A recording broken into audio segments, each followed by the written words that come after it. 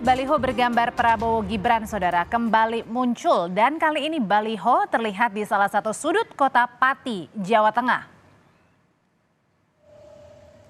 Baliho besar bergambar Prabowo Gibran terpampang di Jalan Jenderal Sudirman, Kota Pati. Baliho tersebut menampilkan sosok Prabowo dengan Gibran sedang berkuda bersama dan berjajar menatap ke depan bersama.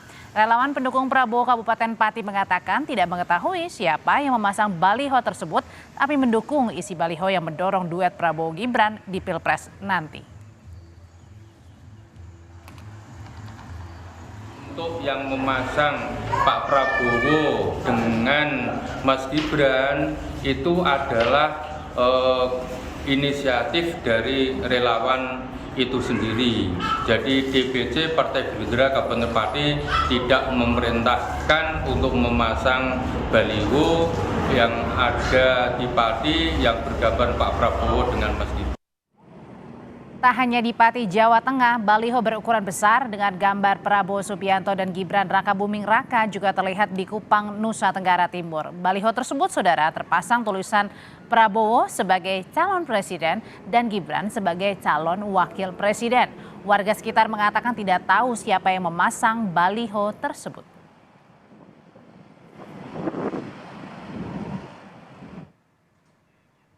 Beberapa waktu lalu Gibran pernah menyatakan pemasangan spanduk bergambar dirinya dan Prabowo seperti yang ada di Labuan Bajo tidak berizin. PDIP juga menyoroti maraknya baliho Prabowo Gibran di beberapa wilayah di Indonesia akhir-akhir ini sebagai upaya untuk memecah belah kader PDI Perjuangan.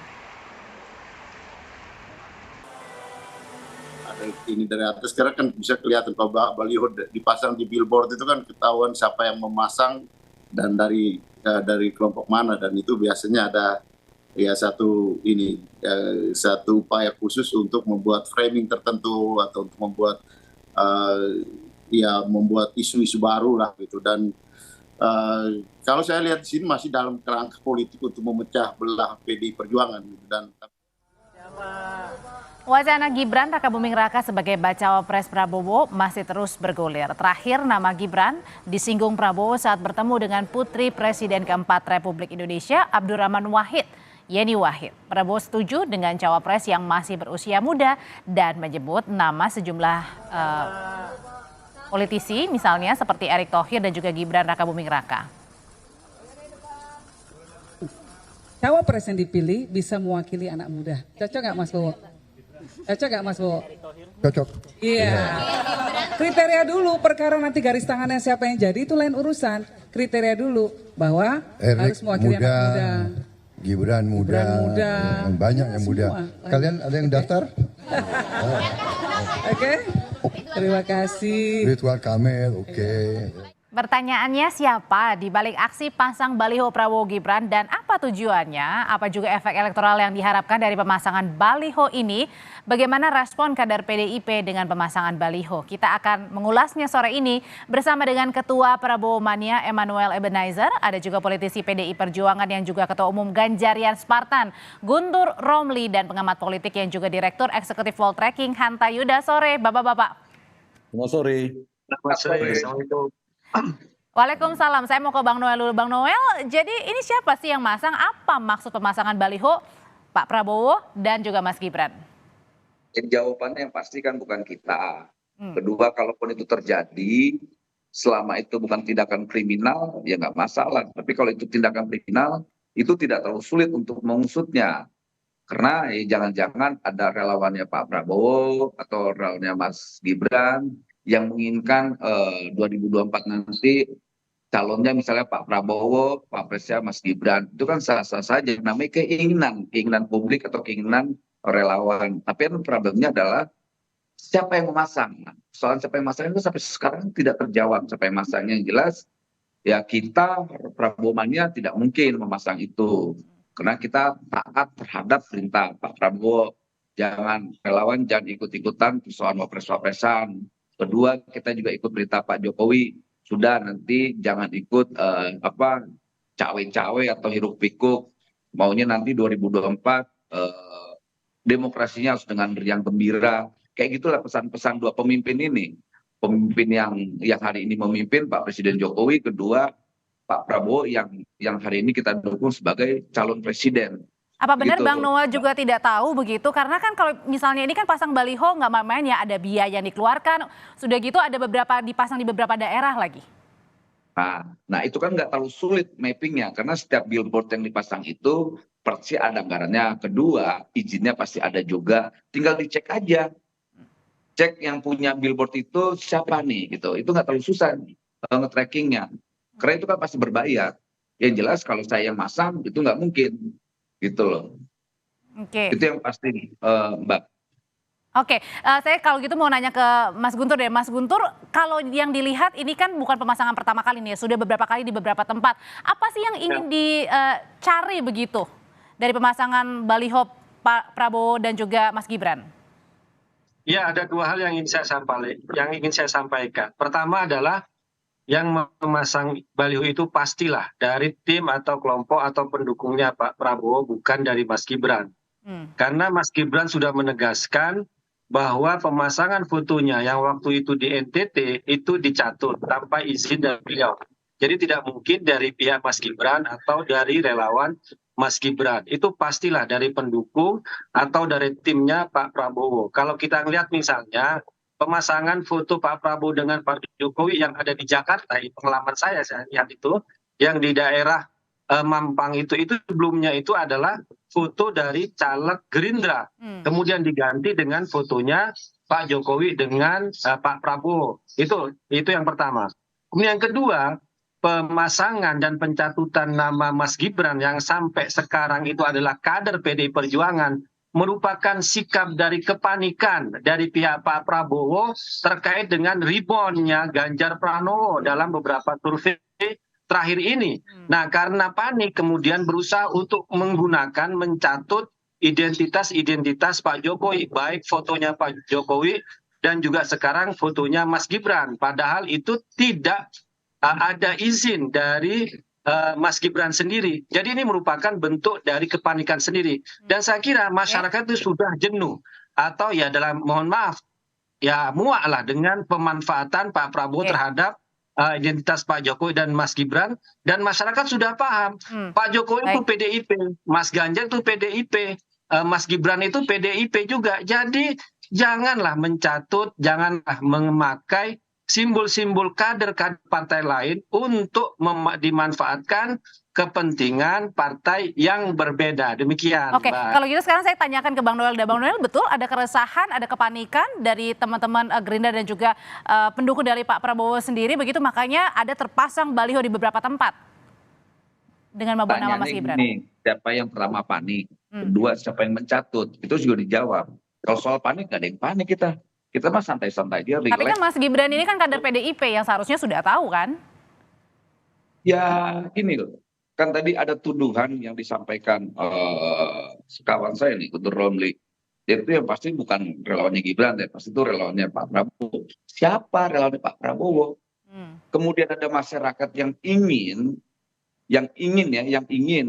ada pasangan ini, apakah kita bisa salahkan? Kemudian nanti ada juga pasangan misalnya Pak Prabowo dengan Guntur Romli. Apakah kita salahkan orang-orang itu yang masang?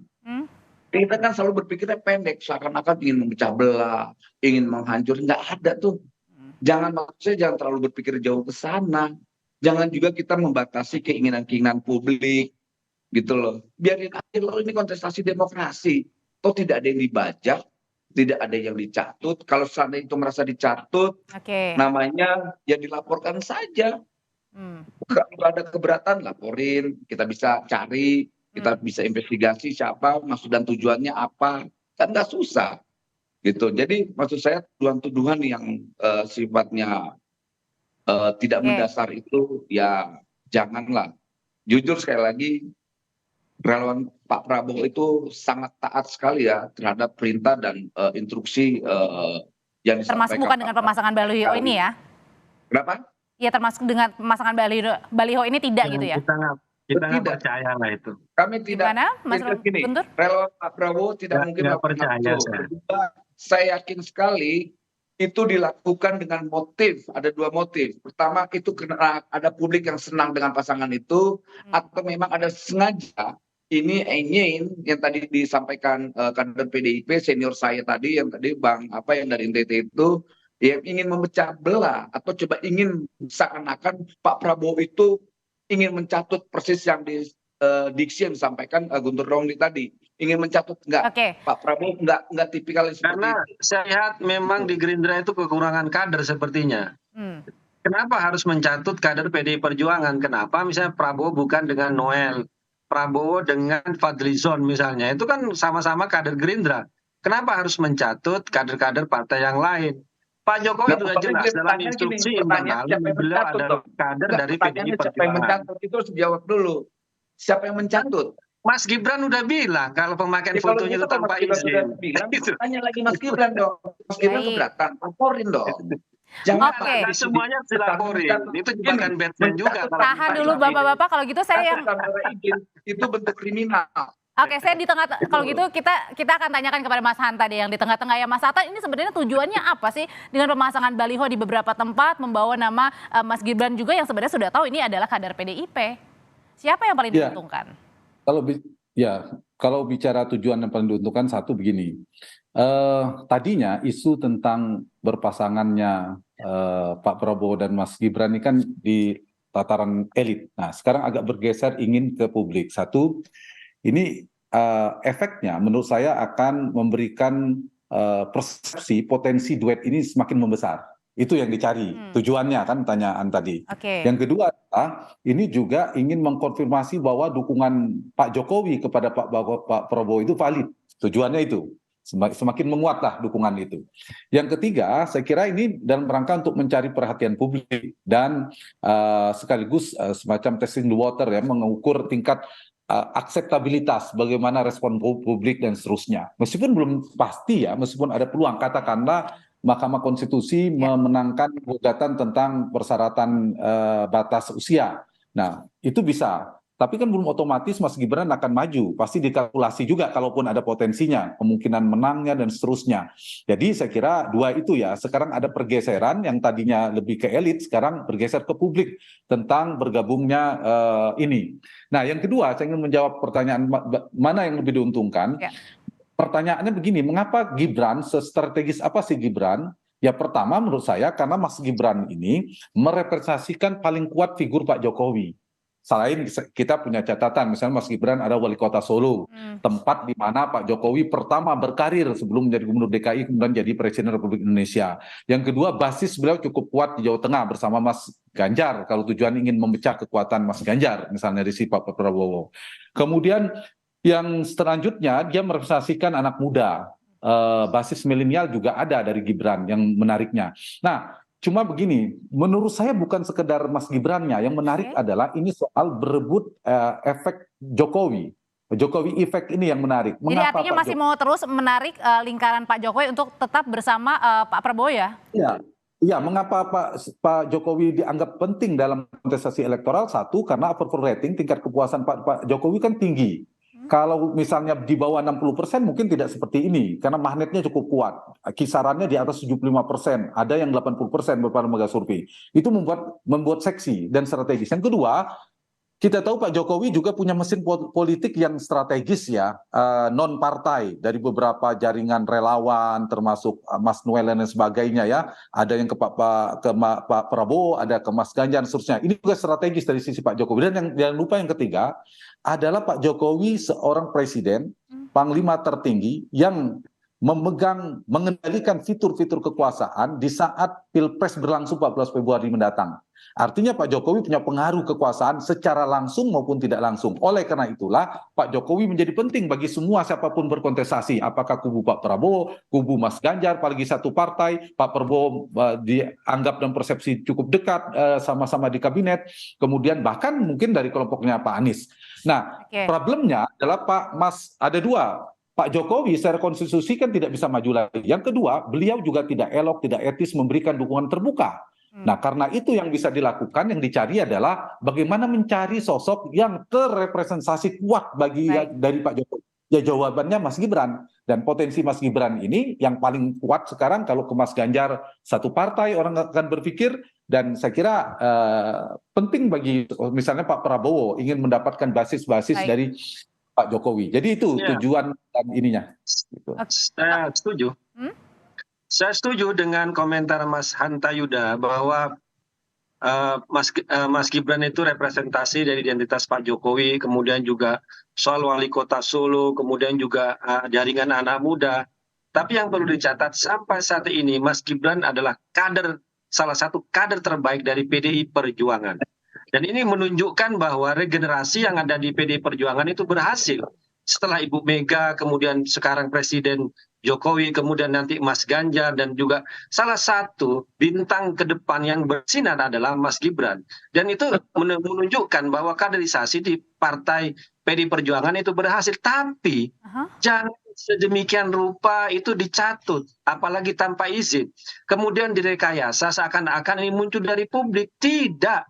Ini baliho mahal sekali. Ini puluhan juta. Kalau kota besar bisa ratusan juta. Tidak mungkin atas nama relawan, atas nama rakyat jelata bisa membeli, menyewa baliho. Tapi tadi kata Bang Noel bilang ini nggak mungkin, bukan dilakukan karena taat pada perintah dari Pak Prabowo juga dan konstitusi. Saya percaya, saya tidak percaya. Kalau muncul dari masyarakat itu beda, aspirasi dari rakyat jelata itu beda, ekspresinya itu beda. Ungkapan dari petani. Kenapa Mas Guntur? Apakah dari tulisannya itu? Dari tulisan kemudian dari biaya, Mbak. Baliho itu kan kalau daerah strategis itu kan kalau daerah seperti Pati mungkin itu antara puluhan juta. Kalau di daerah-daerah yang kota-kota besar bisa ratusan juta ya. Kalau seperti di Jakarta misalnya. Untuk biaya barang itu tidak muncul ya. Salahnya di mana? Salahnya di mana dengan ada foto itu? Itu. Ya salahnya Anda mencatut. Noel. Oke, apakah benar Bang Noel kalau gitu yang dikatakan salah satu tadi tujuannya dari Mas Hanta bilang, Bang Noel adalah karena ingin tetap menarik Jokowi's effect atau efek Pak Jokowi? Yang keberatan itu buntut ya. Gini, jadi ketika dibilang Prabowo itu panik, justru logika itu harus dibalik. Yang panik itu ya Guntur dan kawan-kawannya. Karena kenapa? Sampai detik ini mereka coba untuk meyakinkan publik bahwa lihat tuh mereka panik, nggak ada yang panik tuh. Di barisan Pak Prabowo itu kita hanya fokus menang. Karena panik Anda mencatut kader partai lain, Noel. Bentuk Mas Gibran itu PDI Perjuangan, Noel. Tidak berkualitas. Gitu. Kita mau ke depan itu tuduhan-tuduhan atau narasi-narasi yang berkaitan dengan panik, kemudian pencatutan. Kita cuma mau ketawa aja sih. Kita jujur sekali lagi. Di barisan Pak Prabowo hanya bicara tentang fokus kemenangan Pak Prabowo dengan narasi-narasi berbasis program. Itu tidak ada tuh yang kayak wah panik, gimana mau panik kalau kalian gini, kalau untuk bilang paniknya mana? Fotonya dengan PDI Perjuangan. Kalau gitu sekarang tahan dulu Bang Noel, Mas Guntur, saya nanya ke Mas Hanta dulu. Kalau gitu Mas Hanta, sebenarnya kan pemasangan nama dari Mas Gibran ini tulisannya adalah cawapres ya. Padahal kan kita aja belum tahu kan siapa cawapres yang pasti, kemudian usianya berapa, nanti batasan minimalnya di MK. Nah kalau gitu sebenarnya apa sih yang harus dijual dalam tanda kutip oleh masing-masing capres agar visi misinya bisa kelihatan di publik tanpa membawa-bawa kader dari parpol lain? Ya, memang setiap kandidat memiliki strategi masing-masing ya. Karena dalam politik kan bertarung merebut persepsi publik. Siapa atau kandidat mana, kubu mana yang memenangkan persepsi, dia biasanya menjadi pemenang dalam pertarungan politik. Jadi ini soal persepsi yang seperti saya katakan awal. Nah memang kalau demokrasi kita maju, ingin maju, saya setuju yang dipertarungkan adalah soal gagasan, visi misi, rekam jejak dan seterusnya. Itu ada, tapi realitasnya juga diperlukan strategi lain ya, mengambil segmentasi yang saya katakan tadi. Misalnya ini, yang mengkonfirmasi kurang puas atau tidak puas dengan kinerja Pak Jokowi itu cenderung memilih yang berdiameter jaraknya, yang mengusung perubahan, katakan Mas Anies. Lebih banyak ke Mas Anies itu berdasarkan data survei. Nah, sementara yang mengapresiasi kinerja Pak Jokowi yang cukup tinggi tadi terbelah, ada ke Pak Prabowo, juga ada ke Mas Ganjar. Nah, disinilah di dua kubu ini, dua kutub atau dua poros koalisi ini berebut dalam sisi basis yang Pak Jokowi tadi, meskipun tidak otomatis ya, ada pemilih otonom yang sudah punya pilihan ke Pak Prabowo kah, ke Pak Ganjar kah, tapi ada memang yang sangat ngikut Pak Jokowi. Nah, yang ini yang saya kira memberikan dampak ya soal itu. Nah, yang kedua, dari sisi figur cawapres dengan Anies sudah mengumumkan bersama Pak Muhaimin, ini kan membuat strategi saling intip, semakin mempercepat untuk mencari wakil baik Pak Prabowo, Pak Ganjar menurut saya. Pak Ganjar mungkin nanti tanya ke Mas Guntur, menguat, belakangan ada Ridwan Kamil, sebelumnya ada Sandiaga Uno. Kalau tidak ada sesuatu yang berubah drastis di antara dua nama itu menguat. Kalau Pak Prabowo mungkin nanti Mas Noel yang bisa konfirmasi juga menguat, selain Mas Gibran itu diakui memang menguat namanya, selain juga Erick Thohir. Dua nama ini yang juga kuat ya digadang-gadang menjadi cawapres dari dua kandidat ini. Nah, disinilah saya kira kenapa diperlukan, misalnya saya ngelihat dari sisi Pak Prabowo, satu, potensi ini kalau misalnya alternatifnya salin Pak Erick, kemudian di luar soal ini ya, soal Mas Gibran PDI Perjuangan, kalau Mas Gibran ternyata ini misal aja ya, akhirnya menjadi cawapres Pak Prabowo, ada dua kemungkinan, ya beliau harus keluar dari PDIP dong, itu potensinya, atau jangan-jangan nggak keluar dari PDIP, ada bersatu Prabowo dengan Gibran, tapi kecil kemungkinan ya, saya kira Mas Guntur pasti nggak mungkin mengatakan ujungnya merealisasikan Prabowo dan Gibran mewakili PDIP karena menganggap satu sisi Anies sangat kuat, elektabilitasnya sangat kuat sehingga kedua poros koalisi ini terpaksa harus bersatu, Prabowo dan PDIP dan Gerindra karena berhadapan dengan Anies. Atau sebaliknya, mereka memang akan tarung dari dua kubu ini. Jadi poin saya satu, memang satu itu mencari cawapres yang kuat ya, yang kompatibel, yang memiliki daya dongkrak, yang bisa mendukung capres. Yang kedua, kalau misalnya Gibran diambil, ini bisa memperkuat basis di Jawa Tengah ya, yang misalnya kita bayangkan begini, Pak Ganjar mengambil Ridwan Kamil di Jawa Barat, dan kita tahu itu Jawa Barat kan basis Pak Prabowo. Nah, misalnya itu disilang, Jawa Tengah mau dipecah juga, mengambil basis di Jawa Tengah. Itu mungkin dari sisi strateginya, terlepas ini jadi atau tidak ya kalau saya membacanya. Dan satu lagi, kompetisi sengit akan terjadi di Jawa Tengah, selain Jawa Barat. Itu misal seandainya benar-benar maju. Tapi kalau kita mundur hari ini, belum. Realitasnya MK belum, dan kalaupun MK memenangkan juga belum otomatis. Dan realitas hari ini betul, Mas Gibran masih di dalam PDI Perjuangan. Gitu. Ya, Mas Guntur silakan, singkat. PDI Perjuangan tetap solid dalam pencapresan Mas Ganjar. Itu dibuktikan dengan apel siaga 33.000 kader PDI Perjuangan di Jawa Tengah yang dipimpin oleh Mbak Puan dan juga dihadiri oleh Mas Gibran. Dan Mas Gibran juga solid mendukung pencapresan Mas Ganjar. Jadi tidak ada kemungkinan kalau ada semacam evaluasi terhadap pencapresan Mas Ganjar atau pemilihan terhadap Mas Gibran. Jadi tetap solid. Jadi pencatutan untuk Mas Gibran itu bagian dari kepanikan kubunya Pak Prabowo. Kalau gitu sekarang saya beri kesempatan dengan koalisinya ya, pilihlah dari orang Golkar, pilihlah dari orang PAN, dari koalisi maksudnya kader sendiri. Baik, begitu. Bang Noel singkat. Dari koalisi itu kalau misalnya mau promosi, Bang. Ada Erick Thohir ya, Mas Guntur ya. Fokus menang lah ya, kita tidak ngurusin persoalan pernyataan-pernyataan yang dilontarkan Guntur soal catut, panik. Orang kita sedang kerja di bawah, makanya kalau kita mau bilang panik, yang justru yang panik itu ya Guntur dan kawan-kawannya lah. Karena sudah tidak percaya diri, sampai sekarang harus menyerang ofensif. Jadi yang jelas kita fokus menang 2024 Prabowo Presiden. Baik, terima kasih Bang Noel, terima kasih Mas Guntur Romli, terima kasih juga Mas Hanta Yuda, sehat selalu Bapak-Bapak.